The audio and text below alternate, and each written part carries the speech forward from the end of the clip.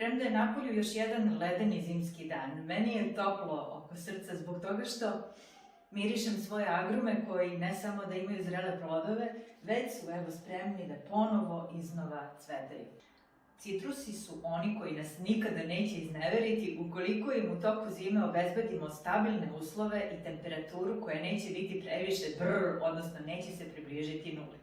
Idealno bi bilo kada bi u ovom periodu temperatura bila negde između 8 i 10 stepeni i onda bi one mogle da spavaju, odnosno da odmiruju kako bi se spremile za novu vegetativnu sezonu. Međutim, ako to nije slučaj i temperatura je kao kod mene otprilike u ovoj prostoriji negde oko 16, odnosno 17 stepeni, onda se dešava upravo ovo, da biljka iznova kreće da cveta, iako još uvek ima na sebi plodove. Znači, ciklus vegetativni se ne prekida, jer je ovo zimzelena vrsta koja je u stanju da sve vreme radi, odnosno bude aktivna. Jedna od lekcija koju, čini mi se, kao deca najbolje zapamtimo iz biologije je ona o seksualnoj aktivnosti biljaka, odnosno o oprašivanju.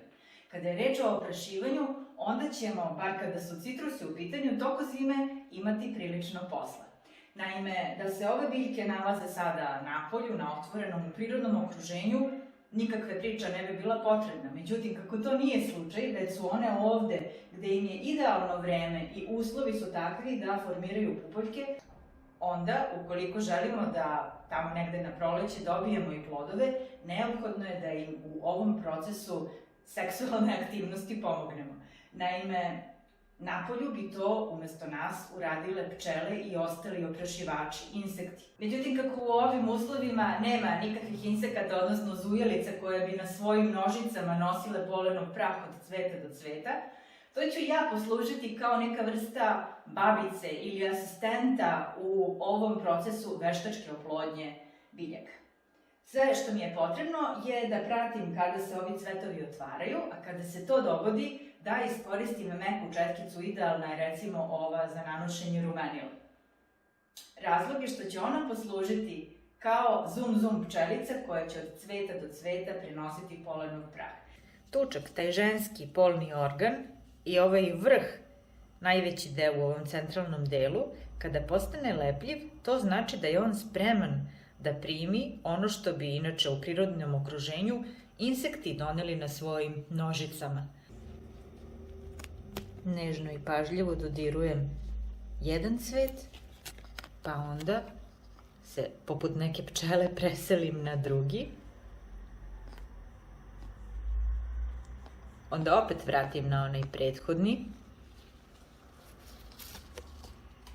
A onda pređem na neki sledeći. Ovi koji se još nisu rascvetali, oni su za sada seksualno neaktivni, znači njih ostavljam za neku sledeću priliku, ali ima još dosta ovih cvetova koji su spremni za oprašivanje. Kao što sam to uradila sa cvetovima limete, isto ću da uradim i sa cvetovima limuna. Ovde me taj posao čeka sledeći put. A što se kumkvata tiče, tu sam posao uradila za 5. Ovo su moje ljubimice. Plodovi limete koja i nadalje cveta i sprema nova iznenađenja. Kolika je razlika između limuna i limete vidi se na ovim plodovima u susednoj saksiji. Zahvaljujući ovoj akciji, na kraju dobijam i plodove koji, kada je recimo limeta u pitanju, prilikom sazrevanja, odnosno kada dozre, jednostavno i lako otpadne. Za razliku od njih, plodovi limuna, iako mnogostruko teži i veći, jesu i uporniji, pa se zadržavaju na granama skroz dok ih prosto fizički ne odsečemo, odnosno ne uklonimo. A s obzirom da je situacija takva i da se limun drži uporno na granama, ja ću pomoći biljci tako što ću ove plodove odseći, odnosno ukloniti, kako bi ova biljka imala snage da u što većem broju potera, odnosno istera nove plodove do samog kraja. Osim ovog uklanjanja, u tome će mi značajno pomoći i prihranjivanje koje čim kreće ovako cvetanje, znači da ga treba pojačati. U situacijama kada planiram da plod duže stoji, odnosno bude na čekanju pre nego što se upotrebi, onda ga sečem sa ovako malim delom grane, a one koje planiram odmah da iskoristim, odnosno u vrlo kratkom roku, berem na ovaj način. Tek ubrani plodovi mirišu fantastično i bit će još sočniji ukoliko odstoje nekoliko dana. A onda, posle tog perioda, vrlo brzo gube svežinu i sok i pretvaraju se u tvrde i neupotrebljive loptice. Da bih to sprečila, ono što ću da uradim je da ih stavim najpre ovako u teglu i zalijem vodom u koju sam dodala malo jabukovog sirćeta. Ovo je kupka u kojoj će ovi plodovi da odstoje narednih 30 minuta. Nakon čega ovu vodu prolivam, a limetu sušim i nakon što ih dobro obrišem nakon kupanja,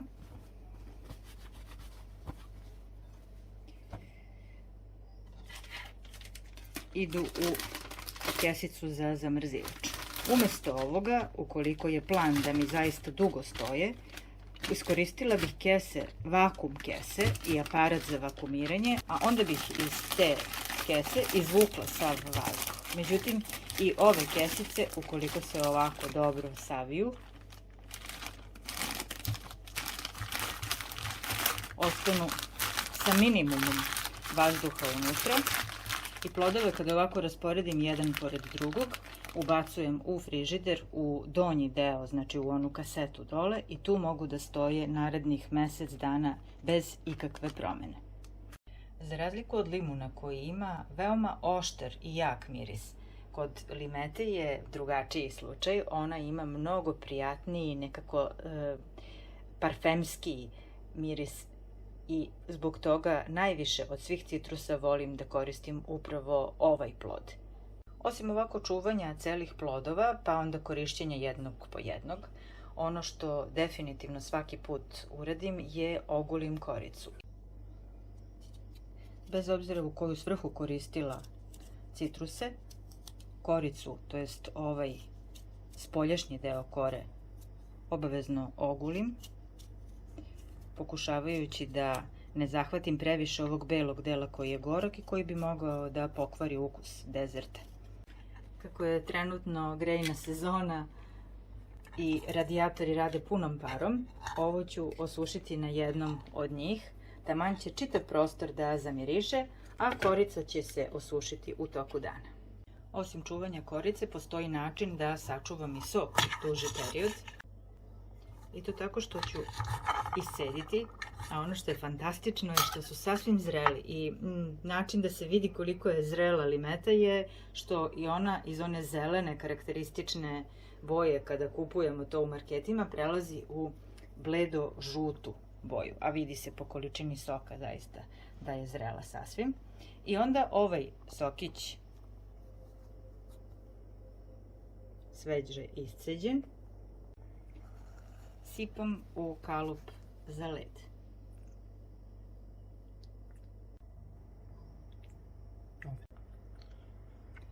I šta je zaključak? Da iz samo 4 limete, koje su čak i prilično male, sam uspela da dobijem toliko soka da se popune svi ovi kvadratići, odnosno prozorčići na modli za led. Sa prvom svežom nanom od ovog će nastati fantastičan mojito. I najzad, ovaj ovde deo ne bacam, nego ga samo ovako u jednom potezu smažem. Najpre svaki put probam da li je suviše gorko, pa ako nije, onda u sledećem zalogaju ne dodajem uopšte nikakav šećer, već ovo ovako ide nakiselo pravo u kljun. Jedan od načina da sačuvam plodove je i da ih dehidriram. To se najlakše radi tako što ih isečem na tanke kriške, a onda u dehidratoru ili u rerni na 50 stepeni satima sušim. A ovdje sada toliko lepo miriše da je to prosto neverovatno. Inače, etersko ulje citrusa popravlja raspoloženje, razbuđuje i čini nas optimističnijima nego što bismo to bili da ne mirišemo upravo ovaj miris.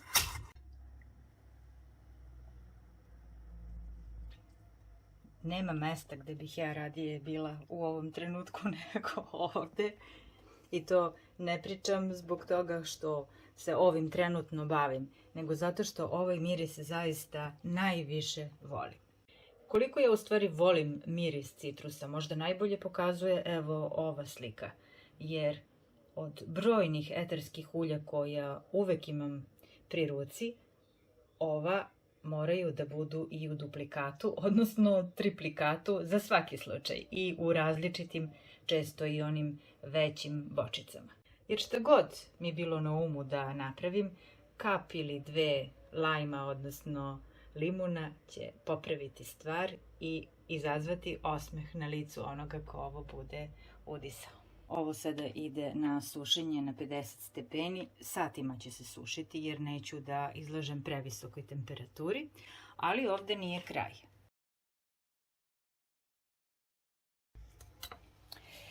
Etersko ulje citrusa se dobija iz korice. Sad, kako bi meni trebalo da imam čitavu plantažu da bih napravila etersko ulje, umesto toga postoji i ovaj jednostavniji i brži način, a sa manjom količinom materijala, i to tako što ću koricu raznih plodova da iseckam, a onda to ubacim u teglicu i napravim tinkturu. Znači komadići plodova, otprilike trećina do polovine ove tegle. Što je više sadržaja ovog čvrstog, to će i intenzitet mirisa biti jači.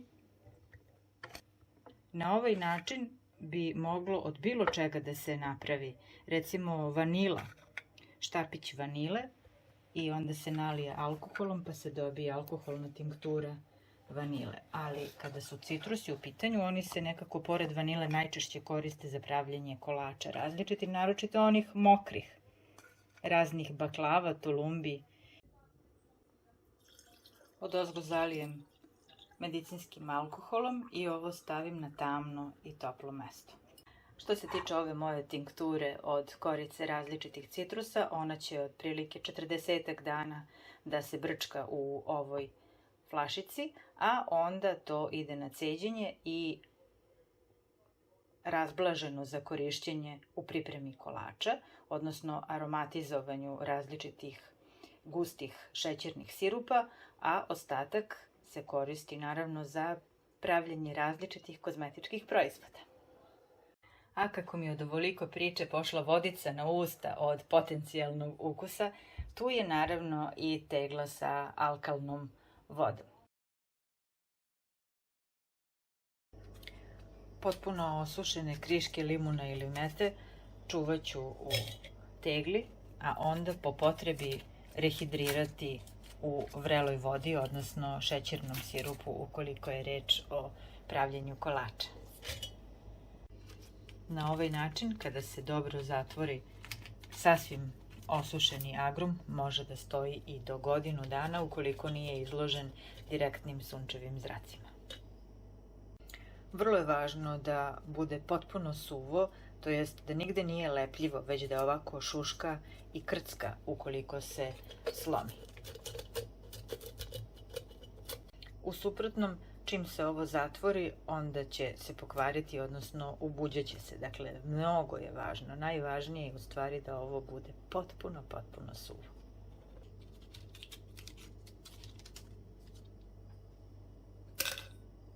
Osim po veličini, limete će se tu i tamo razlikovati od limuna i po boji korice.